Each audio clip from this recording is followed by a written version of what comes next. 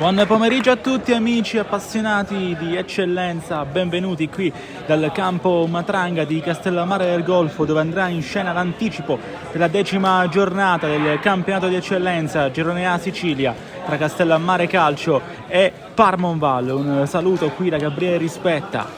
Tante maglie fucsia in aria, va proprio lì Tempesta, dove c'era lo stacco ovviamente di Adamo a mandare lontano il pallone. Tarantino non gli aveva ceduto perfettamente, poi se ne va a Frisella, grandissima giocata a liberare la corsa di Malik Ba, che in aria, Ba, ancora, Ba!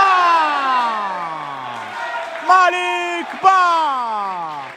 Sempre Malik Ba in velocità, è imprendibile! 1-0 Castellammare.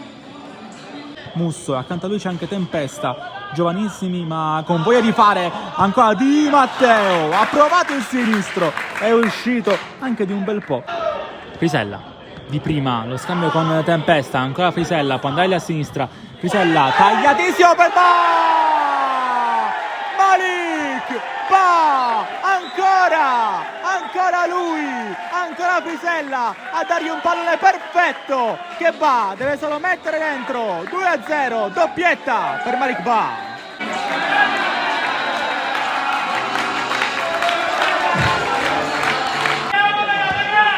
Poi da lontanissimo ci ha provato Russo.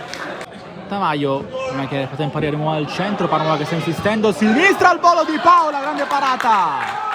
Ci ha provato Russo, Di Paola l'ha vista forse all'ultimo, credo al posto di Zerbo. Nel frattempo occhio a questo incredibile sinistro, può andare con le mani Di Paola. Qua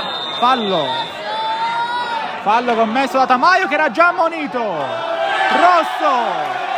Rosso, ingenuità qui di Aristide Tamaio, che era già ammonito. Effettivo sul secondo cartellino giallo. Occhio a questo pallone che arriva di nuovo in aria, prova a rimetterlo disponibile Visentin, c'è la deviazione. Tarantino e con le mani va per Tempesta, che in aria, Tempesta, la parata di Tarantino e poi il secondo tentativo, manda altissimo qui Frisella.